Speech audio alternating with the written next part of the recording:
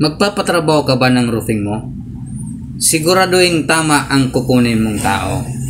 Kasi kadalasan, kung sino yung nag-trusses or kung sino yung nagkarpentero ng bahay mo, ay malamang siya na din ang tatrabaho ng bubong nyo. Kaya kung minsan, palpak yung resulta. Sa roofing kasi, mas mainam na latero ang kunin mo. Kasi yan yung expertise nila eh. Kung hinahanap mo ay kalidad ng trabaho, doon ka na sa subok na. Pero syempre, i-consider mo yung presyohan. Hindi porke latero, kakagatin mo na yung presyo. Kung maaari, hanap ka ng at least 3 bidder. Tapos kumpara mo kung magkano ang estimate nila.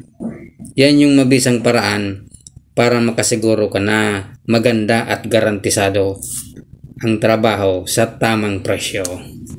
Sayang kasi pagka pinagkatiwala mo sa hindi pa sanay yung gagawa sa bubong mo. Yung trabaho kasi sa roofing ay masilan yan eh. Lalo na kung Spanish gutter. Yung kantuan dyan ang binabayaran. Kumbaga yan yung mahirap na parte dyan. Saka sa ridge roll o ridge cap, mahirap din yan pagdating sa junction. Diyan mo makikita yung tunay na latero sa trabaho niyan. Yung yero naman kasi, kahit sino basta alam kung paano magbarena ay kayang-kaya ilatag yan. Doon lang talaga yan magkakatalo sa kantuhan ng gutter at ridge roll kung paano yan kinakasa. At makikita rin na magaling yung nakuha mong latero pagka sa parting may valley gutter, tuwid yung pagkakagupit niya.